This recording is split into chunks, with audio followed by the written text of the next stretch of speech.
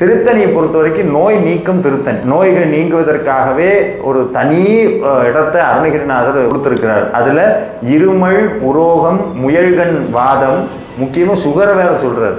Sugar, pressure சகலத்தையும் சொல்லி 7 ஜென்மத்துக்கு இந்த நோய் என்னை தொடரக்கூடாதுங்கிறார்.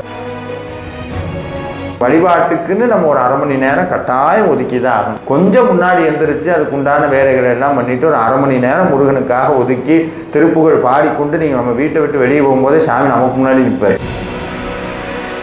அருணகிரிநாதரை பத்தி ஒரு நெகட்டிவ் இமேஜா நடுவில் ஒரு விஷயங்கள் கொண்டு வந்தாங்க. ஞானிக்கு வந்து நான் இன்னைக்கு இப்படி உட்காந்து விஜயகுமார் ஒரு ரூம்ல உட்காந்து என்னை பத்தி தப்பா பேச போறான்னு அவர் நினைச்சிருந்தாருன்னா அவர் மறைச்சுதான் எழுதியிருப்பார். அவர் அதை பத்தி நான் கவலையே படல. நான் இப்படித்தான் இருந்தேன். அவர் என்கிட்ட சொல்லல, உங்ககிட்ட சொல்லல, மக்கள் முருகன்கிட்ட சொன்னார். அருணகிரிநாதருடைய நிறைய பேர் பார்க்காத ஒரு விஷயம் ஒன்று இருக்கு. அருணகிரிநாதர் முருகன் எப்படி தரிசனம் கொடுத்தாரோ அதை மட்டும்தான் எழுதுவார். கொடுக்காத எழுதவே மாட்டார். அருணகிரிநாதர் கோபுரத்திலிருந்து குதித்து முடித்த பிறகு கண்ணை திறந்து முதலில் யாரை பார்த்தார்? அதுலயே அவர் போது சொல்றார், தெய்வயானை அம்மாவை தான் முதல்ல பார்க்கிறார். அவர் சொல்றார், முத்தை தரு பத்தி திருநகை அத்திக்கரை சக்தி சரவணங்கிறார். அது என்னன்னா தெய்வயானை, முருகன், வள்ளி இப்படி பார்த்திருக்கிறார். இது ரொம்ப ரொம்ப ஒரு அழகான அழகியல் டீகோடிங் தான்.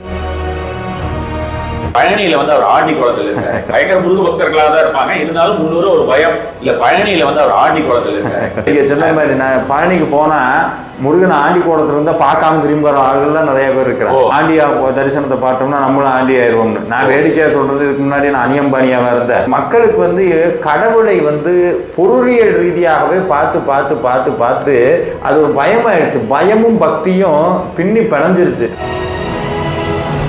வேலை வந்து எல்லாரும் வீட்டுல வைக்க கூடாது. அந்த வேலை வீட்டுல வச்சு நம்ம பண்ணா நமக்கு ஏதாவது ஆயிடும். இல்ல இந்த ராசிக்காரங்களுக்கு எல்லாம் இந்த மாதிரி எல்லாமோ ஒரு அடிப்படை புரிதல் இல்லாத ஒரு விஷயத்தை வச்சுக்கிட்டு இன்னைக்கு சொன்ன மாதிரி மீடியாங்கிற ஒரு ஆயுதம் கிடைச்சிருச்சு அப்படின்னா நமக்கு எதை வேணா பேசிக்குவோம் அப்படிங்கிற ஒரு இதுக்கு வந்துடுறேன். ஆனா அது ரொம்ப ரொம்ப தவறு. வேல் வந்து முருகன் முடிவு பண்ணிட்டாரு, உங்க வீட்டை விட்டு கிளம்பணும், வேர்ல இருந்து வெளியே போகணும்னு நினைச்சா நீங்க வேலை தானா போயிடும். நீங்க நினைச்சாலும் அங்க வச்சுக்க முடியாது. ஆமா, முருகன் உங்க வீட்டுக்கு வராரு, முருகன் நினைச்சா மட்டும்தான் ஒருத்தர் வீட்டுக்கு வேல் வரும். இன்னொரு விஷயம் சொன்னா யாரும் ஏத்துக்க முடியாது, ஆனா எல்லாருக்கும் நடக்கிறது. வேல் மாறன்னு நீங்க தொடர்ந்து பாராயணம் பண்ணீங்கன்னா நீங்க முயற்சியே பண்ணாம உங்க வீட்டுக்கு வேல் வரும். திருவண்ணாமலையில வேல்மாறல் நடக்குது. பெங்களூர்ல இருந்து வராரு. எதுக்கு வந்தாருன்னா பையனுக்கு ஹார்ட்ல சர்ஜரி பண்ணணும், டாக்டர்கிட்ட கன்சல்ட் பண்ணணும். சர்ஜரிக்காண்டி தான் போனார். ஃபோன் பண்ணார் வரேன்ட்டு. நீங்க வேல்மாறல் வழிபாட்டுக்கு வந்துட்டு போங்க அப்படின்னாரு. இந்த சர்ஜரிக்கு அப்ப நீங்க வந்துட்டு போங்கன்னு சொல்றோம். வந்துட்டு கிளம்பி போறாங்க, டாக்டர் கிளம்பி கூப்பிடுறாங்க, பையனுக்கு சர்ஜரி வேணான்றாங்க. அழுதுட்டாரு. ரொம்ப நன்றி. முருகாச்சரணம். சுவாமிமலை நான் முன்னாடி சொன்னதுதான். சரண கமல ஆலயத்தை அரைநிமிட நேரம் மட்டுன்னு. இதுல ஒரு அதிசய அழகு என்னன்னா, அருணகிரிநாதர் பழனி முடிச்சுட்டு சுவாமிமலைக்கு போவார். சுவாமிமலை போய் நின்னா அவங்க சுவாமிமலை முருகன் தெரிய மாட்டார், பழனிமலை முருகன் காட்சி கொடுப்பார். உடனே அங்க சொல்வார், அதிசயம் அநேகமுற்ற பழனிமலை மீதுதித்த அழகர் திரு வேரகத்து பெருமாளைம்பார். இங்கிட்டு பழனிக்கு வந்தா சுவாமிமலை முருகனை பத்தி சொல்லுவார். 2 பேருமே குழந்தை வடிவாக இருக்கிறவர். அதனால சுவாமிமலை திருப்புகள்ல ரொம்ப இது ஒண்ணு. அப்புறம் குழந்தை இல்லாதவங்களுக்காக பாடக்கூடிய ஜெகமாயை உற்று என் அகவாழ்வில் வந்த அப்படின்னு ஒரு அற்புதமான ஒரு திருப்புகள் இருக்கிறது. அந்த திருப்புகள் குழந்தை பேருக்கான திருப்புகள். இந்த சுவாமிமலை திருப்புகள்ல நாம் சொன்ன சரணகமல ஆலயத்தை சுவாமிமலை, அதுக்கடுத்து குன்றுதோர் ஆடல் அப்படிங்கிறது திருத்தணி. திருத்தணியை பொறுத்த வரைக்கும் நோய் நீக்கம் திருத்தணி. நோய்கள் நீங்குவதற்காகவே ஒரு தனி இடத்தை அருணகிரிநாதர் கொடுத்திருக்கிறார். அதுல இருமல், உரோகம், முயல்கண் வாதம், முக்கியமா சுகரை வேற சொல்றாரு. சுகரு, பிரஷரு சகலத்தையும் சொல்லி 7 ஜென்மத்துக்கு இந்த நோய் என்னை தொடரக்கூடாதுங்கிறார். திருத்தணிக்கு போனோம்னா தைராய்டு ப்ராப்ளம் சரியா? நிறைய பெண்களுக்கு வந்து தைராய்டு ப்ராப்ளம் இல்லையா, விஷுத்தி கொண்டாடுறது இல்லையா? ஆமா, தைராய்டு ப்ராப்ளம் கண்டிப்பான முறையிலேயே உங்களுக்கு வந்து பாத்தீங்கன்னா திருத்தணி போனோம்னா நிறைய பேருக்கு அது மாதிரியான ரொம்ப சிறப்பு. நோய் நீக்கிறதுக்காக சுவாமி கொடுத்திருக்கிற அற்புதமான ஒரு இடம் வந்து திருத்தணி. திருத்தணியில் இருமல் உரோகம் உயர்கண் வாதம்னு அந்த திருப்புகள் பாடினா நிச்சயமாக நோய்கள் நீங்கும். திருத்தணி திருப்புகள். அதுக்கடுத்து பழமுதிர்ச்சோலை. பழமுதிர்ச்சோலையில் வந்து அகரமுமாகி அதிபனுமாகின்னு ஒரு அற்புதமான ஒரு திருப்புகள். அங்கே தான் அருணகிரிநாதருக்கு மயில் காட்சி கொடுத்த இடம். அதில் சொல்கிறார், தக்கதிமி தோமியன திமியன ஆடு மயில் என்பது அப்படின்னு சொல்லிட்டு மயில் வந்து நடன காட்சி கொடுத்த இடத்த பதிவு பண்ணியிருப்பார். அது மட்டும் இல்லாமல் இலங்கையில் இருக்க கதிர்காம முருகனையும் அதில் சேர்த்து சொல்லியிருப்பார் பழமுதிர்ச்சோலை திருப்புகளில். அகரமுமாகி அதிபனுமாகி அப்படின்னு சொல்லிட்டு ஒரு அற்புதமான திருப்புகள். இந்த 6 திருப்புகளை தொடர்ந்து நம்ம இது எல்லாத்துக்குமே மிஞ்சி போனால் ஒரு 25 நிமிஷம்தான். ஒரு நம்ம வழிபாட்டுக்குன்னு நம்ம ஒரு அரை மணி நேரம் கட்டாயம் ஒதுக்கி தான் ஆகணும். நம்ம ஒரு உதாரணத்துக்கு 7:30 மணிக்கு ஆஃபீஸுக்கு போகிறோம்னா கொஞ்சம் முன்னாடி எந்திரிச்சு அதுக்கு உண்டான வேலைகளை எல்லாம் பண்ணிட்டு ஒரு அரை மணி நேரம் முருகனுக்காக ஒதுக்கி திருப்புகள் பாடிக்கொண்டு நீங்கள் நம்ம வீட்டை விட்டு வெளியே போகும்போதே சாமி நமக்கு முன்னாடி நிற்பார். கரெக்ட். அப்புறம் பிரச்சனைன்ற விஷயத்துக்கு அதாவது திருவாசகத்தேன் மாதிரி தான். அதேதான். அது மாதிரி ஒவ்வொரு விஷயத்துக்கு அதுலேயும் பார்த்தோம்னா ஒவ்வொரு விஷயத்துக்கு என்னென்ன விஷயத்திற்குன்னு சிவனை நாடி அப்படியே வந்து இந்த விஷயத்திற்காக நான் நிறைய விஷயத்திற்கு அது மாதிரி நிறைய கோயில்களில் போய் பாடிக்கிட்டு இருந்திருக்கேன். சரி. அது மாதிரியான விஷயங்களாக, அதாவது உபன்யாசம் மாதிரியோ சொற்பொழி மாதிரியோ இல்லை, நம்மளுடைய ஒரு உணர்ச்சி ஏன்னா அந்த பாடல்களிலே வந்து இறைவன் மனமுருகி ஓடி வருவார் அப்படிங்கிற மாதிரியான விஷயங்களாக தான் எல்லாத்தையுமே பாடல்களாக தானே அதனால பாடுற மாதிரி அந்த திருப்புகழையும் சரி திருவாசகமும் சரி எதுவாக இருந்தாலுமே அந்த பாடல் வழிவில் பாடும்போது அதற்கு உண்டான ஒரு நமக்கு ஈஸியா நம்மளுடைய பிரெயின் லெவல்ல பார்க்கும்போது நமக்கு அந்த மெமரி அப்படின்ற மாதிரியான விஷயம் ஆழ்மனத்திற்கு போகுது அப்படின்ற மாதிரியான விஷயம் ரொம்ப எளிதாக போயிட்டு அதுக்கப்புறம் வந்து ஏன்னா அது மாதிரியான விஷயங்களை நம்மளுடைய சொந்தங்களுக்கு நம்மளுடைய சந்ததியினருக்கு கொண்டு செல்லலாம். அது மாதிரியான விஷயங்களா இருக்கும். இப்போ இந்த அருணகிரிநாதர் அப்படின்ற மாதிரியான விஷயத்துல வந்து அருணகிரிநாதரை பத்தி ஒரு நெகட்டிவ் இமேஜா நடுவில் ஒரு விஷயங்கள் கொண்டு வந்தாங்க. சரி, எதனால அந்த மாதிரியான ஒரு விஷயங்கள் நெகட்டிவ் இமேஜ் கொண்டு வந்தது? அவர் வந்து எழுதியிருக்கக்கூடிய ஒரு சில விஷயங்கள் அவருடைய பால்ய காலத்துல அவருக்கு ஏற்பட்டக்கூடிய விஷயங்களை பத்தி அவர் வந்து சொல்லியிருந்தார். அந்த மாதிரினாலயா அதனாலயா இல்ல வேற ஏதாவது தவறாக புரிந்து கொண்டார்கள்? அதாவது சிலதெல்லாம் பாத்தீங்கன்னா அவங்க சொன்ன விஷயங்கள் அவர்களுடைய அர்த்தம் அவர்களுடைய தேர்தல்ங்கிறது வேற மாதிரியாகவும் அதை நம்ம எடுத்துக்க கூடியது அப்படின்ற மாதிரி இப்ப சொல்ற மாதிரி இந்த கலியுகத்தில் நம்ம இப்ப எடுத்துக்க கூடியதுங்கிறது நம்மளுடைய எண்ணங்களுக்கு ஏற்றாமல் வேற மாதிரியான ஒரு விஷயங்களாகவும் அது மாதிரி எடுத்துக்கோம். இந்த கேள்வி என்னுடைய திருப்புகழ் கிளாஸ்லயும் கேட்டாங்க. அது ஒரு வெளிநாட்டு அம்மா தான் கேட்டாங்க. திருப்புகழை எடுத்தா நிறைய பெண்களை இழிவாக பேசி இருக்கிறார் அப்படிங்கிற மாதிரி ஒரு விஷயம் கேட்டாங்க. இன்னொன்னு வந்து ஏன் இவ்வளவு தூரம் அருணகிரிநாதருடைய முற்பகுதியான வாழ்க்கையை நம்ம தெரிஞ்சுக்கணும், ஆத்தன்டிக்கான வரலாறு எழுதுனது வந்து தணிகைமலை செங்கல்வராய பிள்ளை ஐயா தான். அதுல நம்ம அதையுமே அவர் எப்படி எழுதியிருக்காருன்னா திருப்புகழ் முக்காவாசி பார்த்தீங்கன்னா அவருடைய பாஸ்ட் லைஃபை வந்து ஓப்பனா பேசுறாரு.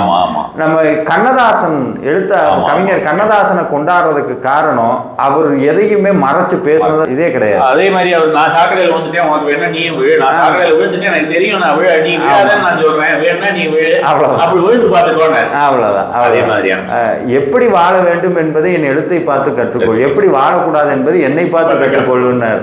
அப்போ ஒரு கவிஞனுக்கே தன்னுடைய வாழ்க்கையை வந்து இப்படி பிரகடனப்படுத்தணும்னு ஒரு உயர்ந்த எண்ணம் வரும்போது ஒரு ஞானிக்கு இருக்காதா? ஞானிக்கு வந்து நான் இன்னைக்கு இப்படி உட்காந்து விஜயகுமார் ஒரு ரூம்ல உட்காந்து என்னை பற்றி தப்பா பேச போறான்னு அவர் நினைச்சிருந்தாருன்னா அவர் மறைச்சுதான் எழுதியிருப்பார். அவர் அதை பத்தி கவலையே படல, நான் இப்படித்தான் இருந்தேன். அவர் என்கிட்ட சொல்லல, உங்ககிட்ட சொல்லல, மக்கள் முருகன்ட்ட சொன்னார். திருப்புகழ் யாருக்கு பாடினார்? முருகன்ட்ட. எப்பா நான் இப்படி எல்லாம் இருந்திருக்கேன். அவர் சொல்றார் ஏடு எழுதா முழு ஏழைங்கிறார், படிக்காதவன்கிறார். ஆனா அருணகிரிநாதர் படிச்சிருக்கிறார். இதை தனிவரை செங்கல்வராய பிள்ளையே சொல்றாரு. ஏன் அப்போ இப்படி சொன்னார்னா எது படிச்சவனுக்கு எது அழகுனா படிச்சதை வாழ்க்கையில நடைமுறைப்படுத்தினா தான் அதுக்கு பேர் படிச்சவன் அர்த்தம். படிச்சுக்கிட்டு அங்கேயே விட்டுட்டு வந்தவனுக்கு பேர் எப்படி படிச்சவன் சொல்ல முடியும்? எனக்கு நிறைய நல்ல விஷயம் சொன்னாங்க, ஆனா என்னுடைய விதிவசம் நான் அதனை பின்பற்றல. நான் பெண்களுடைய விஷயம் ஆமா அந்த இக்னரன்ஸை சாமி கிட்ட சொல்றாரு. நான் அப்படி எல்லாம் இருந்தேன், ஆனா இப்படி இருந்த என்ன எப்படி மாத்தி இருக்கேங்கிறத பின்னாடி சொல்லுவார். அதே மாதிரி அருணகிரிநாதர் திருப்ப அங்க உண்மைப்படுத்துவது நம்மளுடைய ஆசையினுடைய விகாரத்தை தான். ஒரு ஆசை இன்னைக்கே நமக்கு சொல்றோமே, ஒரு பொருள் மேல ஆசை வந்துருச்சுன்னா அதை அடையிறதுக்கு மனித மனம் எதை வேண்டும்னாலும் செய்யும். அதுக்கு உண்டான பாசிபிலிட்டிஸ் என்ன இருந்தாலும் இன்னைக்கு நம்ம பார்க்குறோம், எத்தனையோ பேர் பார்க்குறோம் நிலத்தை அடிச்சு பிடிக்கிட்டாங்க, இப்படியெல்லாம் ஆயிடுச்சுன்னு. ஏன் அவனுக்கு அவ்வளவு தூரம் வன்மம் போகுதுன்னா அந்த பொருள் மேலே வச்ச ஆசை. அந்த ஆசை என்ன முடிவு வேணா ஒருத்தனை பண்ண வைக்குங்கிறத அருணகிரிநாதர் தெளிவாக எழுதி வச்சிருக்கிறார். என்னையை பொறுத்த வரைக்கும் ஒரு திருப்புகளை எடுத்துக்கிட்டோம் அப்படின்னா மேலோட்டமாக படிச்சுக்கிட்டு அது இப்படி இருக்கு அப்படி இருக்குன்னா அது சுத்தமான ஒரு அபத்தம். ஒரு பொருளை ஒரு கருத்தை எதிர்க்கணும்னா முழுசா அதுக்குள்ள இறங்கினா மட்டும்தான் அது என்னன்னு தெரியும். மேலோட்டமா படிச்சுக்கிட்டு தப்பா எழுதியிருக்காரு. அதாவது பாத்தீங்கன்னா இப்ப நம்ம வந்து காமம் என்கிற வார்த்தை தமிழ்ல அந்த காமம் அப்படிங்கிற வார்த்தைக்கு உண்டான ஒரு அர்த்தமானது அப்படின்னு பார்த்தா அதீத ஆசை அப்படிங்கிற மாதிரி விஷயத்தை தான் நம்ம வந்து காமம்னு சொல்லுவோம். அதை வேற விஷயத்துக்கான ஒரு விஷயமா நம்ம பார்க்க ஆரம்பிச்சோம். ஸோ அப்போ அந்த டைம்ல அவங்க அந்த மாதிரியான வார்த்தை பிரயோகங்கள் எல்லாமே அவர் ஆசையை குறிக்கக்கூடிய ஒரு பிரயோகமாக இருக்கலாம், செய்கையை குறிக்கக்கூடிய பிரயோகமாக இருக்கணும் அப்படின்ற மாதிரியான ஒரு விஷயம் வந்து நம்ம வந்து சொல்ல முடியாது. இந்த இடத்துல நான் இன்னொருத்தரை கூடி நான் சமீபத்தில் இருக்கிற ஒரு உதாரணத்தை சொல்றேன். ஓஷோ இருந்தார், ஆச்சாரியா ரஜனேஷ்.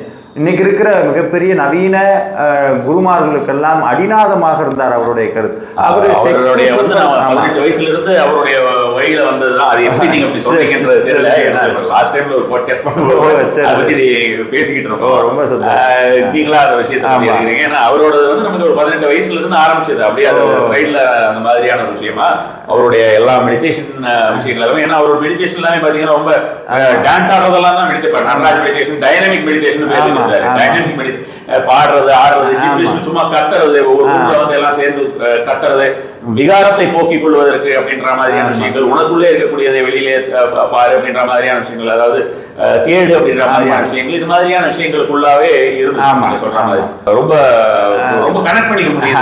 நீங்க அதை பத்தி பேசணும்னு நான் இன்டர் பண்ணி நிச்சயமா நீங்க சொன்ன மாதிரி அந்த காமத்திலிருந்து கடவுளுக்கு அதை படிச்சாலே எல்லாரும் தெரிஞ்சு போயிடுது என்ன ஏதுன்னு எல்லாத்தையும் அப்படி எழுதி இருக்கிறார். அதை என்னன்னா நம்ம மக்கள் ரொம்ப எதையெல்லாம் வெளிப்படையா பேசணுமோ அதையெல்லாம் பேசவே மாட்டாங்க. அதுக்கெல்லாம் நம்ம ஒரு முத்திரை ஒன்று குத்தி வச்சிருக்கிறோம். நான் ஒரு லிமிட், நான் எனக்குன்னு ஒரு லிமிட் வச்சிருக்கேன், ஒரு ஸ்கேல் வச்சிருக்கேன். அந்த ஸ்கேலுக்குள்ள கடவுள்ல இருந்து மகான் அத்தனை பேரும் பொருந்தணும்னு நினைக்கிறோம். பொருந்துனாத்தான் ஒரு மகான், இல்லைன்னா மகான் இல்லைங்கிறான். அது எப்படி நம்ம ஏற்றுக்க முடியும்? ஏப்ப நீ எங்க இருக்கிற, அவர் எங்க இருக்கிறாரு, நீ இங்க உட்காந்துக்கிட்டு அவரை விமர்சனம் பண்றதுக்கு நம்ம கிட்ட விமர்சனம் அப்படின்ற மாதிரியான விஷயம் போகக்கூடாது. ஆனாலும் வந்து ஒரு தெளிதல் அப்படின்ற மாதிரியான விஷயம் இருக்கு. அவர் அதுதான் இப்ப வந்து பார்த்தோம்னா அவருடைய அந்த ஒரு பொருளுக்கு சாதாரணமாக இருக்கக்கூடிய அவர்களுடைய ஒவ்வொரு பாடலுக்கு விளக்கம் சொல்றதுக்கு ஒரு தமிழ் புலமை வாய்ந்த ஒருத்தரும் அதை புரிந்து கொண்ட ஒருத்தரும் இப்ப தேவைப்படுது. அதனாலதான் நீங்க திருப்புகை கிளாஸ் நீங்க ஹிந்திலயோ சமஸ்கிருதத்திலயோ தமிழ்ல இருக்கிறதா நீங்க தமிழ்ல எழுதுறீங்க. அந்த அளவுக்கு நம்ம வந்து அதை விவரித்து சொல்ல வேண்டியிருக்கு. அவர் எந்த மாதிரியான விஷயமாக அவர் எழுதினார், என்னென்ன விஷயத்தை ஒரு நோக்கமாக பண்ணியிருக்காரு அப்படிங்கறதெல்லாம் வந்து நமக்கு ஏதாவது தெரியாமையும் கூட இருக்கலாம், டீகோட் பண்ணாம கூட இருக்கலாம். அற்புதமான வார்த்தை, டீகோட் பண்ணாம இருக்கலாம். அந்த டீகோட் பண்ணும்போது தான் நம்ம அதனுடைய உண்மையான விஷயம் தெரியும். இப்ப எனக்கு சில திருப்புகள் படிக்கும் போது இப்ப நான் எனக்கு சில தரிசனம், எனக்கு முன்னாடி எத்தனையோ பெரியவங்க இதெல்லாம் கண்டுபிடிச்சிருக்கலாம், அதை எடுத்து சொல்றதுக்கு ஆட்கள் இல்லாம போயிருக்கலாம். ஆனா நிச்சயமா நம்மளுடைய கடமை அதை புரிஞ்சுக்கிறது. நம்ம கொஞ்சம் முயற்சி பண்ணா புரிஞ்சுக்கலாம். அதே மாதிரி அருணகிரிநாதருடைய நிறைய பேர் பார்க்காத ஒரு விஷயம் ஒண்ணு இருக்கு.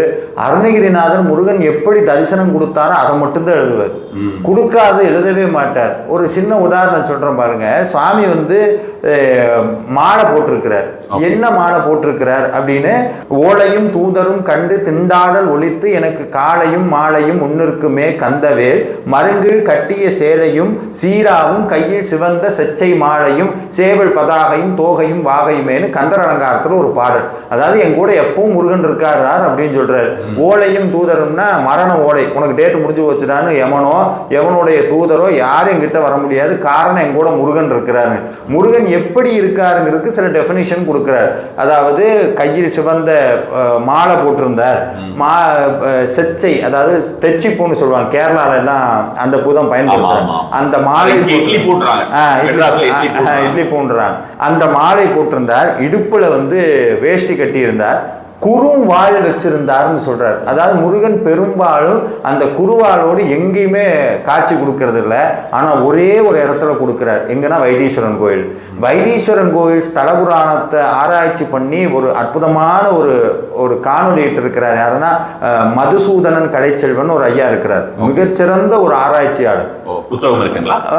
அவரை காணொலி யூடியூப்ல இருக்கு. வைத்தீஸ்வரன் கோவில் பத்தி போட்டு மதுசூதனன் கலைச்செல்வன்ட்டு தர்மயாதின புலவரா இருக்கிறார். ரொம்ப சின்ன வயசு தான், ஆனா அவருடைய அவ்வளவு ஆராய்ச்சி பண்ணி இருக்கிறார். ஆனா இது நம்ம மக்களுக்கு பெருசா முருகனை பத்தி நிறைய பெரும் கோவில்களை பத்தி எல்லாம் அவர் ஒரு விஷயம் சொன்னார். என்னன்னா அம்பாள் வந்து முருகனுக்கு வேல் கொடுக்கும் போது குருவாளும் கொடுத்தாள். எனக்கு அப்போ ஸ்ட்ரைக் ஆகுது, ஆகா இந்த குருவாள் நம்ம எங்கேயோ பார்த்துருக்கோமேன்னு உடனே எடுத்து பார்த்தா கந்தர் அலங்காரத்தில் அருணகிரிநாதர் சொல்கிறார். ஐயா அந்த ஸ்கந்தன் அப்படிங்கிற பேருக்கு அர்த்தமே போர் புரியக்கூடியவர், போர் வீரன் அப்படிங்கிற மாதிரியான விஷயமாக தான் வந்து நார்த்ல எல்லாம் பேசிக்கிறாங்க. கந்தன் அப்படின்னாலே கந்தன் அப்படின்னாலே அந்த மாதிரியான விஷயமா தான். இவர் வந்து நமக்கு அருணகிரிநாதர் கந்தர் அனுபூதி இதெல்லாமே எழுதியிருக்காரு. ஆமா, எல்லாத்துக்குமே கந்தர் அனுபூதி, கந்தர் அலங்காரம், கந்தர் அந்தாதி, அவரு எழுதின நூல் எல்லாம் ஸ்கந்தன் ஸ்கந்தன் வரும். ஆமா, முருகன் சொல்ல எழுதுனதுதான் திருப்புகழ். அதனால அதுக்கு பேரே இருக்காது, வெறும் திருப்புகழ் மட்டும்தான் இருக்கு, யாருதுன்னெலாம் இருக்காது. ஏன்னா அதுல ஒரு நுட்பம் என்னன்னா, 4 கடவுள் இருந்தா தானே எந்த கடவுள்னு இருக்கும், இருக்கிறது ஒரே கடவுள் முருகன் மட்டும்தான்டா, அது என்ன தனியா ஒரு பேரை சொல்லணும், திருப்புகழ்னு மட்டும் பேரை வச்சுட்டு சரணாகதி. ஆமா, பரிபூர்ணமா சொன்னதுக்கு அப்புறம் இந்த கந்தர் அலங்காரம், கந்தர் அனுபூதினு ஒவ்வொன்றுலையும் அவர் என்ன காட்சி கொடுத்தாரோ அந்த காட்சியை பதிவு பண்ணுவார். இப்ப இந்த காட்சி கொடுத்த அந்த பாடலை நீங்களும் நானும் தொடர்ந்து பாராயணம் பண்றோம். ஒரு மிராக்கிள் ஒன்று நடக்கும், உங்களுக்கு அதே காட்சி வரும், உங்களுக்கு அதே காட்சி வரும். நீங்கள் அதை எக்ஸ்பிளனேஷன்லாம் நீங்கள் படிக்காமையே ஒரு திருப்புகள் எடுத்து படிங்க. படித்ததுக்கப்புறம் ஒரு காட்சி ஒன்று வரும், அந்த காட்சி எழுதி வச்சுக்கோங்க. இப்போ அந்த திருப்புகளுடைய விளக்க உரையை போய் தேடி பாருங்க, இந்த காட்சி அதில் இருக்கும். ஆமாம், அது இப்போவும் நடக்குது. அதுல இப்ப நீங்க அந்த ஐயாவை பத்தி சொல்றீங்க குருவாளும், அது அந்த குருவாளும் அவர் சொல்லும்போது உங்களுக்கு அது ஆமா, ஏன்னா இந்த குருவாள் வந்து சொல்ற வாழ் அப்படிங்கிற ஒரு இடம் வச்சிருக்கிறது வைத்தீஸ்வரன் கோயில் முத்துக்குமார சுவாமிக்கு மட்டும்தான். வைத்தீஸ்வரன் கோயில் உங்களுக்கு வந்து செவ்வாய் ஸ்தலம். ஆமா ஆமா, செவ்வாய் அப்படிங்கும் போதே உங்களுக்கு போருக்கு உண்டான. ஆமா ஆமா, ஏன்னா இவர் வந்து மெயினா ஒரு போருக்கு உண்டானவர் மாதிரியான. இவர் நிறைய குடும்பம் பண்ணவர் தான், இவர் சாதாரண ஆளா கிடையாது. இவரை நம்ம வந்து அழகன் முருகன் அப்படி அழகையா வைக்க அவர் ஏகப்பட்ட போர், ஏகப்பட்ட விஷயங்கள் எல்லாம் செஞ்சுட்டு பிரம்மா கிட்ட இருந்து எல்லார்கிட்டயுமே அவர் விளையாடுறாங்க. ஆமா, அதாவது சாமி வந்து அருணகிரிநாதர் சொல்ற பக்தர்களோட விளையாடக்கூடிய அப்படின்னு, வினமும் அடியாரை மறுவி விளையாடும் பெருமாளும் வாடா அப்படின்னு கையில தோல் போட்டு விளையாடக்கூடிய கடவுள்னு சொல்லுவார். இப்படி முருகனை வந்து நீங்க சொல்ற மாதிரி இந்த நுட்பங்களை எல்லாம் தெரிஞ்சுக்கிட்டு போகும்போது நம்மளுக்கு எழக்கூடிய அடிப்படை சந்தேகங்கள், அடிப்படை கேள்விகள் எல்லாம் மறைஞ்சு போயிடும். முருகன் இருக்காரா, முருகன் பேசுவாரா, அதெல்லாம் அது நமக்கு பார்க்கவே வேண்டியது. அதாவது நம்ம வந்து என்ன சொல்றோம், நம்ம படைப்பு என்னவோ அந்த படைப்பை பார்த்து அதுக்கு போறதுக்கு உண்டான வழி என்னவோ அந்த வழியை பார்த்தா போதுமானது. நீங்க சொன்ன கண்ணதாசன் வந்து கண்ணதாசனை அவரை பற்றி நீங்க வந்து ஒரு அது மாதிரி இப்ப அவரை வந்து நம்ம வந்து கேள்வி கேட்கறதோ சந்தேகப்படுறதோ இல்லை. என்னுடைய கேள்வி என்னன்னா, நீங்க வந்து பல்வேறு விதமான ஒரு ஆராய்ச்சிகள் இந்த மாதிரியான விஷயங்கள் இருக்கும் பொழுது உங்களுக்கு நீங்க வேற மாதிரி ஏதாவது டீகோட் பண்ணி வச்சிருக்கீங்களா, அந்த மாதிரியான விஷயங்களை தெரிந்து கொள்வதற்கு தானே அருணகிரிநாதரை பற்றியோ அல்லது வந்து இந்த மாதிரி வேற அவரை பத்தி இந்த மாதிரி தவறாக சொல்றதை பத்தி நமக்கு வந்து அந்த மாதிரியான பேச்சுகளை நம்ம வந்து எடுத்துக்க போறது கிடையாது. என்னன்னா நான் என்ன நினைக்கிறேன்னா, அவங்களை பற்றி பேசுவதற்கு உண்டான அளவிற்கு நாம் இல்லை அப்படின்றதுதான் என்னுடைய ஒரு நினைவு. அது மாதிரி ஏன்னா அவர்கள் எல்லாம் அதெல்லாம் மீறி அதெல்லாம் தாண்டி அவர்கள் வந்து முருகனுடைய மடியில் உட்கார்ந்துட்டு இருக்கிறவங்க, நாம வந்து அதெல்லாம் பத்தி பேசுறது அப்படின்ற மாதிரியான விஷயத்துக்கு இன்னும் எட்டல அப்படின்ற மாதிரியான விஷயம் நமக்கு அது தேவையும் இல்லை. எந்த ஒரு குருமார்களாகட்டும், எந்த ஒரு மகான்களாகட்டும், ரிஷிகளாகட்டும் அவர்களை பற்றி பேசுவதற்கு அதாவது அவர்களை பற்றி அவர் இப்படி செஞ்சார் அப்படி செஞ்சார் விமர்சிக்க கூட நமக்கு அதுக்கு உண்டான ஒரு அறிவுரை அப்படிங்கிற மாதிரியான விஷயம் இல்லை அப்படின்றத நான் ரொம்ப திடமா நம்புறேன். நிச்சயமா நிச்சயமா அது மாதிரியான ஒரு எண்ணமா கிடையாது. நமக்கு உங்களுடைய அந்த டீகோட் பண்ணி நீங்க வேற ஏதாவது விஷயங்களாக தெரிஞ்சிருந்தீங்கன்னா அதை நம்ம வந்து மக்களுக்கு தெளிவுபடுத்தலாமே, அது விஷயமா இருக்குமே அப்படிங்கிறது. நிச்சயமா நிச்சயமா நிச்சயமா இது மாதிரி நிறைய இருக்குங்க, ஏகப்பட்ட விஷயம் இருக்கு. இப்போ முத்தை தரு பத்தி திருநகைன்னு ஒரு அதான் முதல்ல அருணகிரிநாதர் பாடின பாடல். இதுல எடுத்துன்னையே தெய்வ யானை அம்மையை பத்தி சொல்றாரு. அப்போ ஒரு விஷயம், அருணகிரிநாதர் கோபுரத்திலிருந்து குதித்து முடித்த பிறகு கண்ணை திறந்து முதலில் யாரை பார்த்தார் அப்படின்னு ஒரு கேள்வினா, முருகன் தரிசனம் கொடுத்தாரு, சரி கண்ணை திறந்துன்னு யாரை பார்த்துருப்பாருனா அதுலேயே ஒரு போது சொல்லிட்டார், தெய்வ யானை அம்மாவை தான் முதல்ல பார்க்குறாரு. ஏன்னா ஒரு இயல்பு, கண் விழிச்சோன்னா எதை பார்த்தோமோ அதைத்தான் முதல்ல சொல்லுவோம். ஆமாம், அவர் சொல்றார் முத்தை தரு பத்தி திருநகை அத்திக்கரை சக்தி சரவணங்கிறார். அது என்னன்னா தெய்வ யானை முருகன் வள்ளி இப்படி பார்த்துருக்கிறார். இது ரொம்ப ரொம்ப ஒரு அழகான அழகியல் டீகோடிங் தான். நீங்கள் சொல்கிற மாதிரி ஒரு எந்த ஒரு பாடல்களை எடுத்தாலும் அந்த பாடல்களை நம்ம எந்த அளவுக்கு ரசித்து உள்வாங்கிறோமோ பல்வேறு விதமான அர்த்தங்கள். ஆமாம், அந்த கவிஞனே அந்த தரிசனத்தை நமக்கு கொடுத்துருவார். ஆமாம், இன்னொன்று சொல்லணும் அப்படின்னா, இந்த இன்னமும் இன்டெப்த்தாக சொல்லணும்னா ஜெயமோகன் ஐயா இருக்கார், எழுத்தாளர் ஜெயமோகன் ஐயா சங்க சித்திரம்னு ஒரு புத்தகம் எழுதியிருக்கார். அதில் ஒரு கோட்பாடு ஒன்று சொல்கிறார், யாயும் நியாயும் யாராகியரோ எந்தையும் நிந்தையும் எம்முறை கேளீர்னு. அதில் என்ன ஆகுது, மண்ணும் மழை பெஞ்ச நீரும் மண்ணும் கலந்த மாதிரி நீயும் நானும் கலந்துட்டோமே, இது என்ன வகையானதுன்னு. இது பெரும்பாலும் காதல் பாட்டுன்னு. ஆனால் ஜெயமோகன் ஐயா அதை எழுதும்போது சொல்லுவார், இதை எழுதினவன் சத்தியமாக விவசாயியாக தான் இருக்கும். இது எவ்வளோ பெரிய தரிசனம். ஏன்னா அவர் சொல்றார், மண்ணும் மழையும் இணைவது போன்ற ஒரு மங்கள நிகழ்வு இந்த உலகத்தில் எதுவும் கிடையாது. ஆமா. அப்போ இந்த பாட்டை நான் இதை படிச்சுட்டு அந்த பாட்டை நான் திருப்பியும் படிக்கிறேன், நான் விவசாயி மாதிரி எனக்கு ஒரு சந்தோஷம். ஆமா, அப்படித்தான்டா இருக்கும் அப்படின்னு அவர் அவ்வளோ அழகா சொல்றாரு. மண்ணும் மழையும் இணையக்கூடிய அந்த கல்யாணம் மாதிரி இந்த உலகத்துல வேற ஏதாவது கல்யாணம் இருக்காங்கிறார். இதுதான் இந்த அடிப்படை நம்ம எல்லாருமே கொஞ்சம் முயற்சி பண்ணா எல்லாருக்கும் வரும். எல்லாருக்கும் முயற்சி. ஆமா ஆமா, கொஞ்சம் முயற்சி பண்ணோம்னா எல்லாருக்குமே இது சாத்தியம் தான். இப்போ பொதுவாக பார்த்தோம்னா இப்போ நான் சொல்லக்கூடிய விஷயங்கள் அப்படின்ற மாதிரியா இருந்ததுன்னா, ஒரு படாடோபம் அப்படின்ற மாதிரியான விஷயங்களோ, ஏதாவது ஒரு விஷயங்களை வைத்து ஏதாவது ஒரு விஷயங்களை நம்ம அணிந்து கொண்டு இந்த மாதிரியான விஷயங்கள் எல்லாம் அடுத்ததுதான் பிரைமரி அப்படின்றது பார்த்தோம்னா நாம உள்ளுக்குள்ள எவ்வளவு விஷயமாக போறோம், அப்படி உள்ளுக்குள்ள போறதுக்குண்டான விஷயத்துக்கு ரொம்ப எளிதாக நமக்கு வரக்கூடியது அப்படிங்கிறது மந்திரமாகவோ பாடல்களாகவோ அந்த மாதிரியான விஷயங்கள், எதை நம்ம திரும்பவும் ஸ்மரித்துக் கொண்டிருக்கிறோமோ அது மாதிரியான விஷயங்கள் அப்படின்னு நம்ம சொல்லுவோம்னு வச்சுக்கோங்க. இப்ப ரீசெண்டா பார்த்தோம்னா வேலை எல்லாரும் வீட்டுல வைக்க கூடாது, வழக்கம் மாதிரி திருப்பதிக்கு போகக்கூடாது, திருவண்ணாமலைக்கு போகக்கூடாது, திருச்செந்தூர் போகக்கூடாது மாதிரி இப்ப வேலை வைக்க கூடாது அப்படின்ற மாதிரியான விஷயங்கள்.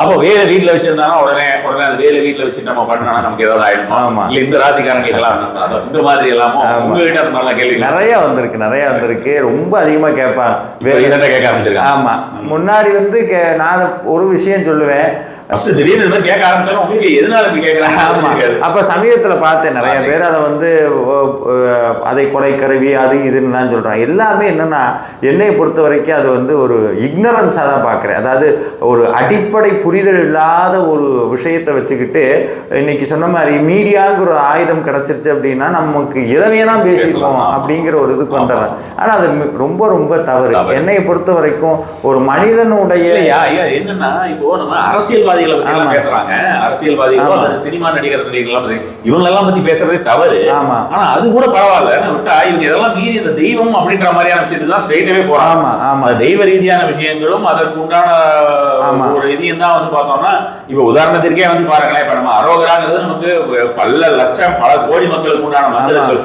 ஆனா அதை எப்படி அதை ஒரு காமெடியான ஒரு வசனம் மாதிரி அவ்வளவுதான் எல்லாம் போயிடும் இழந்து விடுவா அப்படிங்கிற மாதிரியான விஷயமும் நிறைய பேருக்கு பார்த்தோம்னா வெவ்வேறு மாதிரியான ஒரு விஷயம். பழனிக்கு போனா அவங்களுக்கு எல்லாம் இழந்துருவாங்க அப்படின்ற மாதிரியே நிறைய பேர் நினைச்சிட்டு இருக்காங்க. ஏன்னா எனக்கு வரும்போது முருக பக்தர்களாக இருந்தாலும் நம்ம அவங்க கிட்ட சொல்றது, நீ அங்க பழனிக்கு போ, உனக்கு கடன் பிரச்சனை அந்த மாதிரி ஏதாவது அதிகமா இருந்தாலும் சொன்னோம்னா பழனிக்கு போ அப்படின்னா, ஏன்னா நான் உங்களுக்கு சொன்ன மாதிரி மணி போறதுக்கு உண்டானது செவ்வாய்க்கு உண்டானது ஒரு விஷயம் அப்படின்ற மாதிரியாக சூஷ்ம ரூபத்துல, அதனால அந்த சூஷ்ம ரூபத்துல இருக்கிறதுனால மணி போறதுக்கு உண்டானது அப்படின்ற மாதிரியான விஷயமா நம்ம சொல்றோம் இல்லையா? இப்ப இல்ல செவ்வாய்க்கு டைரக்டான நீங்க சொன்ன மாதிரி உங்களுக்கு வைத்தீஸ்வரன் கோயிலுக்கு போக சொல்லிடுவோம்.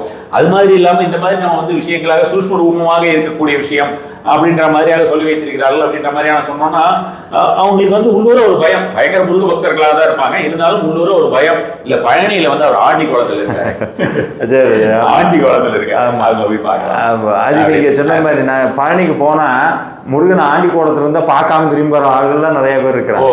அப்படியா? ஆமா, ஆண்டியா தரிசனத்தை பார்த்தோம்னா நம்மளும் ஆண்டி ஆயிடுவோம்னு. நான் வேடிக்கையா சொல்றது, இதுக்கு முன்னாடி நான் அணியம்பாணியாவா இருந்தேன்.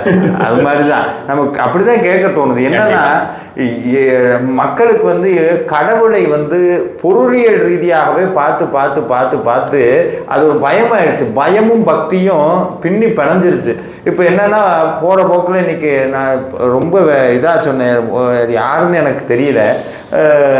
பார்த்தோம்னா பெண்கள், அதாவது மகாவிஷ்ணுவனுடைய மார்பிலே மகாலட்சுமி இருப்பது போல ஆண்களுடைய நெஞ்சிலும் மகாலட்சுமி இருக்கு, அதனால ஆண்கள் குப்புறக்க படுக்க கூடாது அப்படின்னா எப்படி நம்ம சமயத்தை இதை என்ன நம்ம எடுக்க முடியும்? உண்மையாலுமே நான் அந்த காரணம். ஆமா, யூடியூப்ல இன்னொரு அம்மா சொல்றது, நீங்க தினமும் கோயிலுக்கு போனீங்கன்னா நீங்க சித்தர் லெவலுக்கு போயிருவீங்க அப்படின்னு.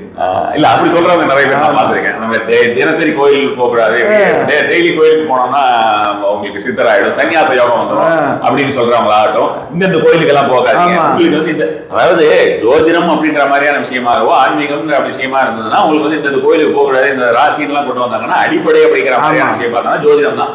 ஜோதிடத்துடைய அரிச்சுவடியில ஆரம்பிச்சவங்க யாருமே அதுக்கப்புறம் வளர்ந்தவங்க யாருமே இந்த மாதிரியான விஷயம் சொல்லப்படல, அது நமக்கு தெரியும். அதனால ஒரு திருச்செந்தூர் ஆகட்டும் வேற எந்த ஒரு விஷயமோ அது மாதிரியான எந்த ஒரு இதுவும் இல்லை.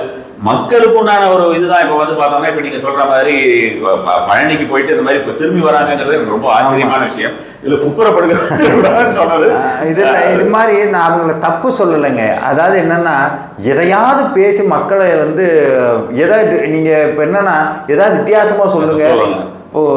அதுதான் அப்புறம் அந்த வேலுக்கு என்னாச்சு. அப்புறம் நான் சொன்னேன் ஒரு விஷயம் என்னன்னா வேல் வந்து முருகன் முடிவு பண்ணிட்டாரு உங்க வீட்டை விட்டு கிளம்பணும், வேல்ல இருந்து வெளியே போகணும்னு நினைச்சா நீங்க வேலை தானா போயிடும். நீங்க நினைச்சாலும் அங்க வச்சுக்க முடியாது.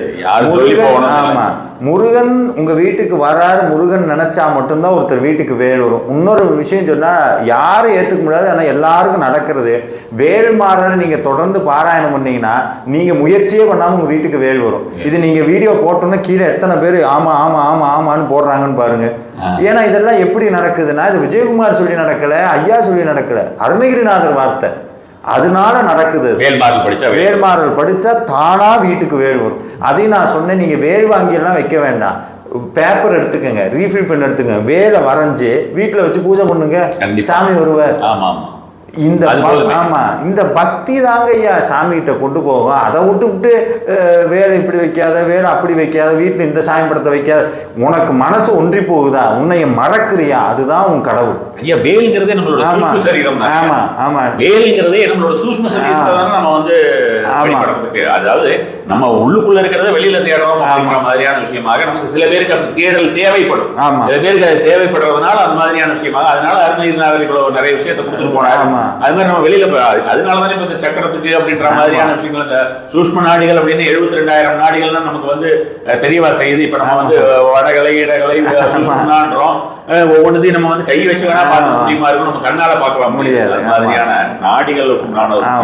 அதனால நீங்க வீட்டுல வேல் வச்சு வழிபடுறீங்களா, ஒன்னே ஒண்ணு நம்புங்க, முருகன் கொடுத்ததுன்னு நீங்க ஏத்துக்கணும். அப்படின்னா நம்ம அதுல எந்த இதுவும் கிடையாது. முருகர் இருக்காருன்னு. ஆமா ஆமா, அதுக்கப்புறம் நமக்கு அப்ப முருகர் வேண்டாம்னா எடுத்துட்டு. ஆமா, எனக்கே ஏகப்பட்ட கிரிட்டிசைஸ் வந்தது. இப்ப நான் ஒவ்வொரு வேல்மாறல் வழிபாடு எதுக்காக இப்ப நான் மாதம் வேல்மாறல் வழிபாடு பண்றோம். அங்க அபிஷேகம் பண்ணி திரையை திறக்கும் போது ஒரு அற்புதம் ஒண்ணு நடக்குங்க. நாங்களே உணர்ந்திருக்கிறோம். ஒவ்வொரு தடவையும் சாமிக்கு அலங்காரம் பண்ணி வைப்போம். வேலுக்கு ஒவ்வொருத்தருக்கும் முருகன் ஒவ்வொரு மாதிரி காட்சி கொடுத்திருக்கிறார். ஒவ்வொருத்தரும் கண்ணுல தண்ணி வந்து வேல் வச்சிருப்போம். அந்த படம் கூட நான் காட்டுறேன், நீங்க வேணா பயன்படுத்திக்கிறேன். சாமிக்கு ஒவ்வொரு இடத்துலயும் ஒவ்வொரு மாதிரி அலங்காரம் பண்ணுவோம். அதுல நீங்க நம்ப மாட்டீங்க, அந்த சாமிக்கு என்னைய பொறுத்த வரைக்கும் எனக்கு ஒரு ஆசை ஒன்று இருக்கு. நான் வளர்ந்ததெல்லாம் வால்பாறை முருகன் கோயில்ல, அங்க கிருத்திகைக்கு அபிஷேகத்துக்கெல்லாம் கொடுப்பாங்க. அப்ப சாமிக்கு வேஷ்டி ஒன்று கொடுப்பாங்க. அந்த வேட்டியை பார்த்தா எனக்கு கோபமா வரும். ஏன்னா இவ்வளவு காசு வச்சிருக்கிறீங்க, சாமி கொடுக்கும்போது நல்ல பட்டு வேஷ்டியாக கொடுக்கக்கூடாதா? அப்போ எனக்கு ஆசைன்னா முருகனுக்கு பட்டு வேஷ்டி மட்டும்தான் கட்டணும். திருப்பதியில் பெருமாளுக்கு எப்படி பண்ணுறாங்களோ அது எல்லாமே நம்மளுடைய ஆசைக்கு தான், முருகனுக்கு எதுவும் கிடையாது. இருந்தாலும் எனக்கு ஒரு ஆசை. அப்போ இந்த வேல்மாறல் வழிபாட்டில் ஒவ்வொரு வழிபாட்டுக்கும் சாமிக்கு பட்டு வேஷ்டி தான், பியூர் சில்க் மட்டும்தான் கட்டுறது. அதுல கிட்டத்தட்ட திருப்பதி பெருமாளுக்கு எப்படி நீங்க வந்து விக்கிரகமாவே வேல் மட்டும்தான் சுவாமியா அலங்காரம் பண்றதுதான், அது அலங்காரம் பண்றதுதான். அதுலயுமே ஒரு சம்பவம் சொல்றேன். அதாவது அந்த சாமிக்கு பட்டு ஆடை தான் கட்டுறது. கீழே இருக்க ஒரு அம்மா வேண்டிக்கிட்டாங்க, அடுத்த வேல்மாறலுக்கு எனக்கு இந்த ஒரு வேண்டுதல் இருக்கு, அதை நிறைவேற்றி கொடுத்தீங்கன்னா உனக்கு பட்டு நான் வாங்கி சாத்துறேன்னா. போய் 2 நாள்ல இதாகிடுச்சு, சக்ஸஸ் ஆனோன்னா புக் பண்ணிட்டாங்க. ஐயா எங்கே நடந்தாலும் நான் தான் சாமிக்கு பட்டுவாங்க. இது என்ன ஆயிடுச்சு, ஒவ்வொரு இது ரொம்ப பரவிடுச்சு. அடுத்தடுத்து வேண்டிக்கிட்டாங்க. இன்னைக்கு கிட்டத்தட்ட 4-5 வேல்மாறலுக்கு தொடர்ந்து ஆள் ரெடியா இருக்கிறாங்க சாமிக்கு பட்டு வாங்கி சாத்துறதுக்கு. அப்ப என்னன்னா சாமி அங்க வந்து அந்த இப்ப நீங்க கேட்டீங்களா வேலை வச்சு வழிபடலாமான்னு, அந்த ஒன்றை வழிபடலாமா இல்ல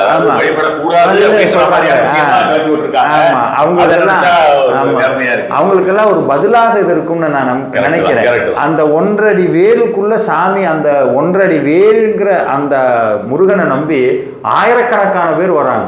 ஆயிரக்கணக்கான பேருக்கு சாமி நடத்துகிறார். ஒரு இன்னொரு சம்பவம் சொல்லணும்னா, வேல்மாறல் வழிபாட்டுக்கு பெங்களூர்ல இருந்து எனக்கு வேண்டப்பட்ட அட்வொகேட் வரார். திருவண்ணாமலையில் வேல்மாறல் நடக்குது, பெங்களூர்லேருந்து வரார். எதுக்கு வந்தாருன்னா, பையனுக்கு ஹார்ட்டில் சர்ஜரி பண்ணணும், டாக்டர்கிட்ட கன்சல்ட் பண்ணணும், சர்ஜரிக்காண்டி தான் போனார். ஃபோன் பண்ணார் வரேன்ட்டு. நீங்கள் வேல்மாறல் வழிபாட்டுக்கு வந்துட்டு போங்க அப்படின்னார். இல்லை சர்ஜரிக்கு அப்போ நீங்கள் வந்துட்டு போங்கன்னு சொல்கிறோம். வந்துட்டு கிளம்பி போகிறாங்க, டாக்டர் கிளம்பி கூப்பிடுறாங்க, பையனுக்கு சர்ஜரி வேணான்றாங்க. அழுதுட்டார் அவர், அழுதுட்டார். இதெல்லாம் எப்படி நடக்குதுன்னா, முருகனை யார் தீவிரமாக ஏற்றுக்கிறாங்களோ அவங்களுக்கு சாமி கூட பக்கபலமாக இருக்கிறார். அப்போ அந்த சுவாமியினுடைய ஆற்றலுக்காக நீங்கள் கேட்டீங்க, அலங்காரம் பண்ணும்போது சேலத்தில் அலங்காரம் பண்ணோம். அப்போ மாலை ரொம்ப கனமாயிடுச்சு, ரொம்ப அதிக கனம். எனக்கு அழுக வந்துருச்சு. ஐயோ சாமி தாங்க முடியாதேன்னு அடுத்த நிமிஷமே அடுத்த வேல்மாறலேருந்து சாமி மேலே ஒரு மாலையே அவர் மேலே படாது, ஆனால் அலங்காரம்லாம் இருக்கும். அவர் மேலே ஒரு துளி எதுவுமே படாது. ஏன்னா நாங்கள் குழந்தை மாதிரி பார்த்துக்கிறது, குழந்தையே தான். எங்கள் கூட இருக்க ஐயார் கூட சொல்லுவார், என்னங்கய்யா நம்ம போகிற பக்கமோ அந்த குழந்தைய தூக்கிட்டு போய்கிட்டு இருக்கோம் அப்படின்னு. அவர் அப்படி பார்க்கறனாலேயே என்னவோ அவரும் எங்களை அப்படி பார்த்துக்கிறார். நல்லதுதான். இப்போ வந்து நான் சொன்னேன் உங்களுக்கு அந்த வாராகி பற்றி சொன்னேன் இல்லையா, அந்த கோயில் பண்ணியிருக்காங்க. அதுல வந்து பாத்தீங்கன்னா அங்க இருக்கும்போது அங்க நம்ம வந்து ஹோமம் பண்ணுவோம். ஹோமம் பண்ணிட்டு நான் சொல்றது, நான் என்ன வார்த்தைகள் சொல்றேனோ அதை நீங்க முருகருக்கு சொல்றீங்க, அவ்வளவுதான். அங்க வந்து நான் வந்து அந்த ஹோமம் முடிச்ச உடனே அவங்க கிட்ட எல்லாம் என்ன சொல்லுவேன்னா, வாராகிய வந்து இப்போ வந்து 1-2 பேர் இந்த மாதிரி புதுசா கிளப்பி விட்டுறதுனால வீட்டுல வைக்க கூடாது அது இதுன்னு சொல்றாங்க. வீட்டுல சுவாமியை வைக்காம வேற எங்க கொண்டு போய் வைப்பீங்க? நீங்க வந்து எந்த ஒரு தெய்வத்தையுமே வந்து உங்களுடைய ஒரு தாயாகவோ மகளாகவோ பாருங்க. இல்ல மகனா பாக்குறதுனா நீங்க வந்து மகனா ஆண் தெய்வமா மகனா பாக்குறியா, மகனா பாரு. இன்ஃபேக்ட் வந்து பார்த்தோம்னா வாராகிய பித்ரு ரூபேனா அப்படின்னுவாங்க. அதாவது தந்தையாக இருப்பாளாம், இவங்களுக்கு வந்து தந்தை ஸ்தானத்துல இருப்பாளாம். இப்போ பொதுவாக வந்து எந்த ஒரு சாக்த வழிபாட்டிலுமே எடுத்து பார்த்தோம்னா தாய் ரூபம் தான் சொல்லுவாங்க. வாராகிய பித்ருரூபேனான்னு சொல்லியிருக்காங்கன்னா, பித்ருரூபேனான்றது வந்து பிதா ரூபேனா பித்ருரூபேனான்னு சொல்றது வந்து பார்த்தோம்னா தந்தை ரூபத்தில் இருக்கக்கூடியவர் அப்படின்ற மாதிரியான விஷயமாக வாராகி பற்றி சொல்லியிருக்கிறதா சொல்லுவாங்க. அதனால அவங்களை நீ வந்து அம்மாவா நினைச்சுக்கோ, தங்கச்சியா நினைச்சுக்கோ, என்னெல்லாம் நினைச்சுக்கோ. இப்ப இந்திர வழிபாடு பத்தி சொல்லிட்டு அப்ப வந்து நீ ஃப்ரெண்டா நினைச்சுக்கோ. அது மாதிரியான வேதத்துல என்னெல்லாம் அவரை பத்தி சொல்லியிருக்கு அப்படின்ற மாதிரியான விஷயங்கள் இருக்கு. அதுக்கப்புறம் புனையப்பட்ட கதைகள் எவ்வளவோ இருக்கு. அப்ப இந்த மாதிரியான எனக்கு என்னன்னா, இந்த மாதிரியான புனையப்பட்ட கதைகள் வந்து பரவ என்ன நம்ம சோபா சரி ஏதோ சொல்றான் சொல்லிட்டு போறான் அப்படின்னு விட்டுட்டோம்னா, அதை பத்தி நம்ம வந்து விவரம் தெரிந்தவர்கள் அதை பத்தி பேசாம விடும்போது என்ன ஆகும்னா, ஒரு காலத்துல வந்து ஒரு நாரதரை பற்றி எப்படி சொல்றாங்க, இப்ப இந்த அரோகராவை பத்தி எப்படி சொல்றாங்க, அல்லது வந்து பழனின்னு போனா மொட்டை தான் அப்படின்னு பேசுறது, இந்த மாதிரியான விஷயமாக இந்த வேல் வழிபாடு மாறி அது மாதிரியான விஷயமா மாறும். ஏன்னா அதுல நம்ம ரொம்ப ரொம்ப கவனமாக ரொம்ப அதே மாதிரி கண்டிப்பா நீங்க இந்த வேல் மாறல் வந்து நீங்க எல்லா இடத்துலயும் வேல் மாறல் வழிபாடு பண்றதா சொன்னது ரொம்ப ரொம்ப சந்தோஷம்.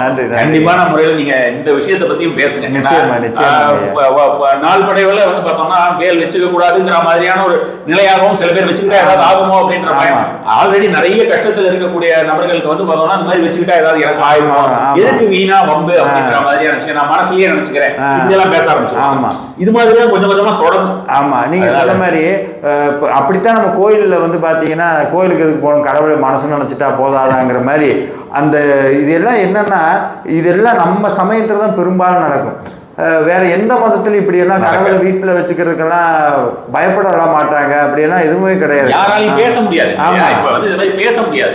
இப்ப வந்து தடி எடுத்தவெல்லாம் தாண்டவராயன்னு யாருக்கு வாயில் என்னெல்லாம் வருதோ எல்லாமே சொல்றாங்க. ஆமா ஆமா, அவங்க சொல்லுறாங்க. ஏதாவது சொல்லி குடிச்சிட்டு கேட்டோம்னா அவங்க வந்து அதுக்கு ஒரு அவங்கதான் அதுல வந்து ஆமா சொல்றேன். இப்ப வந்து எந்த ஒரு விஷயமா இருந்தாலும் அவர்கள் தான் அதுக்கு அவங்களோட விஷயங்கள் வந்து நிறைய பேர் பார்வையாளர்கள் இருக்கிறார்கள் அப்படின்ற மாதிரியான விஷயங்களாகவோ அதெல்லாம் இருக்கும்பொழுது அவங்க சொல்றது உண்மைன்னு நம்பக்கூடிய மக்களுமே வந்து நிறைய பேர் மாறிடக்கூடும். அந்த மாதிரி அதான் அவங்கவுங்க அந்த பொறுப்பை உணர்ந்து செயல்படணுங்கிறது என்னன்னா, ஒரு எளிய மனிதனுடைய நம்பிக்கையை உடைக்கக்கூடாது. அவன் நம்பி வீட்டில் வச்சிருக்கிறான், அவனை ஏன் நீ போய் டிஸ்டர்ப் பண்ற? அவனை மேற்கொண்டு நம்ம அதான் சொன்ன மாதிரி எதையாவது ஒன்று சொன்னோம்னா மக்கள் வந்து அதை இது பண்ணிடுவாங்க. இது பண்ணிட்டு அதை பிடிச்சி அதை அப்படியே அல்ல நீங்கள் சொன்ன மாதிரி நீங்கள் சொன்னது கரெக்டு அப்படியே ஒருத்தங்க கமெண்ட் போட்டாங்க, இவ்வளவு பிரச்சனை எதுக்கு வேலை வச்சுக்கணும், எதுக்கு வச்சுக்கணும்னு ஒருத்தர் கமெண்ட் போடுறாரு. இது மாதிரி அத்தனை பேருக்கு அந்த சிந்தனை தான் போகும். என்னன்னா நெகட்டிவிட்டி வந்து நம்மளுடைய மூளை அமைப்பே அந்த மாதிரி. நெகட்டிவிட்டி வந்து ரொம்ப வேகமா ரொம்ப அதிகமா எடுத்துக்கும். பயம் அப்படின்ற மாதிரியான விஷயம், கவலை அப்படின்ற மாதிரியான விஷயம் வந்து சந்தோஷ உணர்வை விட அதிகமாக அழுத்தம் ஏற்படுத்தக்கூடியவை. அப்போ அந்த மாதிரியான அழுத்தம் ஏற்படுத்த போகும்போது என்ன ஆகும்னா நம்மளே 1008 கஷ்டத்தில் இருக்கோம். இப்போ எதுக்கு ரிஸ்க் எடுப்பானே, இவர் அவர் சொல்றாரு கரெக்ட் தான் எல்லாம் தான், ஆனாலும் வந்து எதுக்கு நம்ம ரிஸ்க் எடுப்பானே, நம்ம வேல் இருக்கிற இடத்துல போய் கும்பிட்டு வந்துருவோம். இப்படி ஒரு எண்ணமா மனசுல வந்து வரக்கூடிய ஒரு நபர்களாலும் இப்படியே பரவும். அப்ப வந்து என்ன ஆகும்னா ஒரு 2 தலைவரை தாண்டினதுக்கு அப்புறம் வேல்லாம் வீட்டுல வச்சு கூடாதாமா அப்படின்ற மாதிரியான விஷயம். அதே நீங்க சொல்லுமே இந்த வடிவேல் சொம்பு தான் நாலு கட்டுவாங்கிற மாதிரி அது அப்படியே பரவி ஒரு கட்டத்துக்கு வந்துடும். அதனால என்னை பொறுத்த வரைக்கும் நம்ம வழிபாட்டில் சிவபெருமானுடைய மழு ஆயுதத்தை வச்சு பூஜை பண்ணுங்கன்னு சொல்லலை, அம்பானுடைய திருசூலத்தை வச்சு பூஜை பண்ணுங்கன்னு சொல்ல, ஆனால் வேலை வச்சு வழிபாடு பண்ணுங்கன்னு தான் சொன்னாங்க. இப்போ நம்மளுடைய எத்தனையோ இன்னைக்கும் பார்த்தீங்கன்னா காவடி கொண்டு போகிற பல அடியார்கள் வீட்டில் வேலை இன்னைக்கும் இருக்கு, காவடி இன்னைக்கும் இருக்கிறது. அதனால காவடி தூக்கிட்டு போகக்கூடாதுன்னா அதெல்லாம் இருக்கு, அப்படிலாம் கிடையாது. அதனால சமயத்தை கொஞ்சம் ஆழ்ந்து புரிஞ்சுக்கிட்டு அதுக்கு தகுந்த மாதிரி நடக்கணும். அதனாலதான் நான் வந்து சொன்னேன், நம்மளுடைய சக்கரங்கள் தானே, நம்மளே வேல் தானே. ஆமா ஆமா, நம்மளே வேல் தானே. அந்த வேல்ங்கிறத எப்ப நம்ம உணர்றோமோ அப்போ வந்து அந்த தன்மை வந்து நிச்சயமா நிச்சயமா நிச்சயமா. வேல்மாறல் நீங்க பண்றதை பத்தி நான் பேசணும்னு நினைச்சேன். இப்ப நான் வந்து பொதுவா வந்து இந்த கோயில்கள், சிதிலமான கோயில்கள் எல்லாமே எடுத்து புனரமைக்கிறது, ஒரு ஆயிரக்கணக்கான வருஷங்கள் அந்த மாதிரியான விஷயங்கள்லாம் நம்மளால என்ன முடியறதோ செய்யறோம். அப்ப அந்த மாதிரியான விஷயங்களா செஞ்சுட்டு இருக்கும்போது எனக்கு வந்து பார்த்தோம்னா வெளியில, அதாவது இந்த மீடியா மூலமா இருக்கிறவர்களோட நெருக்கமான பழக்கம் எதுவுமே கிடையாது யாருக்கிட்டையுமே. அது மாதிரி இருக்கும்போது ஒரு சில பேர் இந்த மாதிரி செய்யக்கூடியவர்கள் நிறைய பேர் இருக்காங்க. பட் அவங்க கிட்ட ஒரு சில போனவங்க வந்தவங்களோ இல்லை இந்த மாதிரி பார்த்தவங்களெல்லாம் வந்து பார்த்தோம்னா அவங்க வந்து கரெக்டாக அதை யூஸ் பண்றாங்களான்னு தெரியலைங்கிற மாதிரியான விஷயங்களாகவும் நிறைய விஷயங்களாகலாம் சொல்லுவாங்க. நாம பெரும்பாலும் வந்து இந்த மாதிரியான விஷயத்திற்கு ஒரு சில, இப்போ நீங்க இப்போ இந்த மழுவனோன்னு எனக்கு ஒரு ஞாபகம் வந்தது.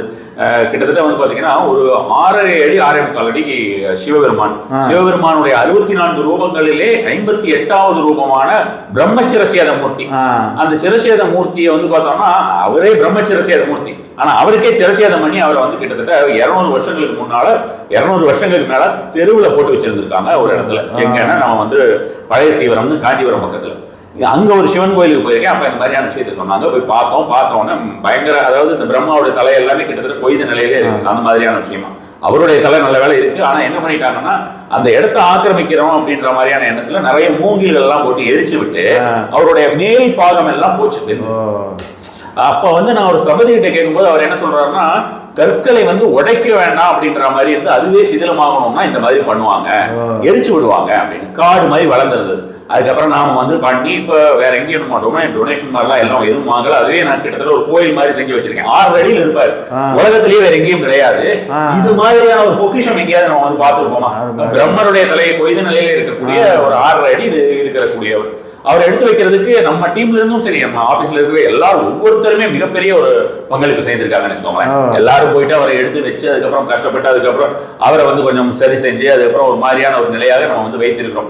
எதற்கு இப்ப இந்த மாதிரியான விஷயங்கள் செய்யறோம்னா இந்த மாதிரியான விஷயங்கள் எல்லாம் ஒரு பக்கம்னு வச்சுக்கோங்க. இது மாதிரியான உடல் உழைப்பு அல்லது அந்த மாதிரி தேடி போய் பண்றது அது மாதிரியான விஷயமா நம்ம வந்து ஒரு பக்கமா போறோம். நீங்க வந்து இந்த வேல்மாறல் அப்படின்னு வந்து நீங்க தமிழ்நாடு ஃபுல்லா இருக்கக்கூடிய எல்லா இடத்துலயும் பண்றீங்க, பல்லாயிரக்கணக்கான பேர் வருவாங்க அப்படின்ற மாதிரியான விஷயம், அதுக்கு ஒரு பைசா கூட வாங்குறது இல்லை அப்படின்ற மாதிரியான விஷயம் கேள்விப்பட்டது வந்து மிகப்பெரிய ஒரு மகிழ்ச்சி. அதாவது இந்த மாதிரி அப்பதான் எனக்கு அந்த ஒரு தோணல் வந்து என்ன தோணுச்சுன்னா, இப்ப இந்த மாதிரி வேல் வச்சுக்காத அல்லது வந்து இப்ப முருகரை வீட்டுல வைக்கக்கூடாது, வாராகிய வீட்டுல வைக்கக்கூடாது, இது மாதிரியான எந்த ஒரு விஷயங்களும் ஃபர்தரா ஃபியூச்சர்ல வர வந்தாலும் இந்த மாதிரி இருக்கக்கூடிய நபர்கள் பல நபர்கள் இந்த மாதிரி தோன்ற உங்களுக்கு வந்து இது வந்து நல்ல ஒரு பெரிய ஒரு விஷயமா தான் பரவிட்டு போகுமே தவிர இதுக்கு வந்து எந்த ஒரு சேதாரமும் வந்துடக்கூடாது, வராது அப்படின்ற ஒரு நம்பிக்கை வந்து மிகப்பெரிய தொண்டு கிடையாது, ரொம்ப பெரிய தொண்டு. அது மாதிரியான விஷயங்களா கண்டிப்பா நீங்க அடுத்த தடவை இங்க சென்னைக்கு அடுத்தது இங்க எப்ப சென்னையில பண்ற மாதிரி அக்டோபர்ல பண்ணலான்னு இருக்கோம். அக்டோபர்ல பண்ணலான்னு இருக்கோம். அது ஒரு இந்த வேல்மாறல் வழிபாடுங்கிறது கூட்டு வழிபாடுன்னு நம்மளுடைய சமயத்துல ரொம்ப குறைஞ்சு போச்சு. அப்படியே கூட்டு வழிபாடுன்னு போனாலும் அதுக்கு ஏகப்பட்ட, இப்போ ஒரு கோவில்னு போயிட்டோம்னா அதுல ஒரு சிலது, ஆனா இந்த கூட்டு வழிபாடுங்கிற ஒரு பெரிய விஷயத்தை நம்ம எடுத்துட்டு போகணுங்கிறங்காட்டி தான் பெரும் கூட்டு வழிபாடாக அதை செஞ்சுக்கிட்டு வரோம். அது முருகப்பெருமானுடைய திருவருளால போய்கிட்டு இருக்கு. நம்ம யார்ட்டையும் எந்த கட்டணம் எதுவுமே வாங்குறது இல்லை, எந்த விதமான லாப நோக்கமும் அதுக்கு கிடையாது. இந்த பேட்டியில் ஓப்பனாக சொல்றதுக்கு என்ன, இப்படி வர்றது இப்படியே போயிடும். இல்ல எனக்கு அது நல்லா தெரியும். ஆமா, இப்படி வர்றது சாமிட்டு அப்படியே சொல்றது என்னன்னா, நமக்கு பொதுவா நம்ம நெருக்கமானவங்க கேட்கறதுன்னா இங்க உட்காந்து வந்து செய்யக்கூடிய சம்பாதிக்கிறதெல்லாம் வந்து இப்படி போவது அப்படின்றது இல்லாம எக்ஸ்ட்ராவா 4 பேர் இருந்தா நீ தானே கொடுங்க அவன்கிட்ட கடமையும் வாங்கி செலவு பண்ற மாதிரி இருக்கு. ஏன்னா இது வந்து இந்த எதுலயோ யாரோ சொல்லுவாங்க, அது மாதிரி இந்த நல்லது செய்யறது, இந்த ஆன்மீக விஷயம், இந்த மாதிரியான ஏதாவது ஒரு விஷயத்துக்கு நான் வந்து யாராவது இறங்க, நானோ நீங்களோ மட்டும் இல்லை, யாருக்குமே அது ஒரு பயங்கரமான போதைங்க. ஆமா ஆமா, அந்த போதை அப்படிங்கிறது வந்து பார்த்தோம்னா வேற எந்த விதமான ஒரு போதைக்காகவே அதை சாட்டிஸ்ஃபை பண்ணவே முடியாது. அது மாதிரியான ஒரு போதை. அதாவது ஒரு தெய்வத்தோட இணையக்கூடியது அப்படின்ற மாதிரியான விஷயங்கள் பிறருக்கு கத்துக் கொடுக்கறது அப்படிங்கிற மாதிரியோ, அல்லது வந்து நல்ல விஷயங்கள் செய்யணும் அப்படின்ற மாதிரி ஒரு எண்ணங்கள் அப்படிங்கிற மாதிரியான விஷயம் வந்து மிகப்பெரிய போதை. அந்த போதையை யாரு எந்த ஒரு டாக்டரும் வந்தாலும் அதை வந்து கட்டுப்படுத்தவும் முடியாது, அதை நிறுத்தவும் முடியாது. அதே மாதிரி வந்து பார்த்தோம்னா அது யாருக்கும் எந்த ஒரு கேடும் விளைவிக்காத ஒரு போதை, அந்த மாதிரியான ஒரு போதை. அதனால நமக்கு வந்து இருக்கிறதெல்லாம் நீங்க சொல்ற மாதிரி வரதெல்லாம் எக்ஸ்ட்ரா ஒரு 4 இது எடுத்துதான் போகுது. அந்த மாதிரி தான் இருந்துட்டு அப்படிதான் இருக்கு. அதனால என்னால நல்லா ரிலேட் பண்ணிக்க முடியுது. நீங்க சொல்லி நல்லா ரிலேட் பண்ணிக்க முடியுது. அந்த மாதிரியான சூழ்நிலை தான். அதுதான். ஏன்னா கோயில்கள் எல்லாம் நம்ம சாதாரணமா ஒத்துக்கிட்டோம்னாலும் நம்ம கை வச்சோம்னாலும் அது நிச்சயமா நீங்க செய்யறதெல்லாம் மிகப்பெரிய திருப்பணி. அதெல்லாம் வந்து இன்னைக்கெல்லாம் அவன் வீட்டை கட்டணும்னா வீட்டுக்குள்ளேயே இருக்கிறாங்க, தேடி தேடி கோயிலை திருப்பணி பண்றதெல்லாம் ரொம்ப பெரிய விஷயம். அது இன்னைக்கு கோயில் திருப்பணிங்கிற பேர்ல என்னென்னமோ நடக்குது. ஆனா நீங்க எல்லாம் உண்மையாமே கோயிலெல்லாம் எடுத்து இதெல்லாம் பண்றது இறைவனுடைய திருவருள் தான். சாமியை தேர்ந்தெடுத்து அவங்க கொடுக்குற வாய்ப்பை நம்ம பயன்படுத்திக்கிறதுக்கு அதுக்கான முயற்சிகள்ல நம்ம வந்து எந்த அளவுக்கு சீக்கிரமா பயன்படுத்திக்கிறோமோ அந்த அளவுக்கு நமக்கு நல்லது. ஏன்னா அந்த வாய்ப்பு தேடி பல பேர் இருக்கக்கூடிய நிறைய பேரை பார்த்துருக்காங்க, நிறைய பேர் இருக்காங்க. வெளியில நம்மளாவது வந்து பார்த்தோம்னா ஏதாவது ஒரு அளவுக்கு இந்த மாதிரியான விஷயமா 4 பேருக்கு வெளியில விஷயங்கள் தெரியுது, தெரியாமே அந்த மாதிரி செய்யக்கூடிய நபர்கள் நிறைய பேர் இருக்காங்க, ஏகப்பட்ட நபர்கள் இருக்கிறார்கள். அதனால அது மாதிரி அந்த வாய்ப்பு தேடி இருக்கிறவங்களும் நிறைய பேர் காத்துக்கிட்டு இருக்காங்க. அதனால நமக்கு வாய்ப்பு வரும்போது தெய்வம் நமக்கு ஒரு வாய்ப்பு வரும்போது அது கெட்டியா அவர் அப்படியே கையோ காலையோ ஏதாவது ஒரு இடத்துல அதை விடாம அப்படியே போயிட வேண்டியது. ரொம்ப ரொம்ப சந்தோஷம் ஐயா, நீங்க அவசியம் வாங்க. வந்து கலந்துரையாடல் நிறைய விஷயங்கள், நிறைய விஷயங்கள் நானும் வந்து தெரிஞ்சுக்கிட்டேன், நம்மளுடைய அன்பர்களும் தெரிஞ்சுக்கிட்டு இருக்கோம். நம்மளுடைய உரையாடல்களும் வந்து நிறைய விஷயங்களை வந்து ஓபன் பண்ண மனதை வந்து எப்பவுமே விசாலமாக திறந்து வைக்க வேண்டும் அப்படிங்கிற மாதிரி திறந்து வைப்பதற்கு நிறைய விஷயங்கள் நிறைய பேருக்கு உதவி இருக்கும். நிச்சயமா நிச்சயமா. அந்த வாய்ப்பு அளித்ததுக்கு நன்றிங்க. நன்றி.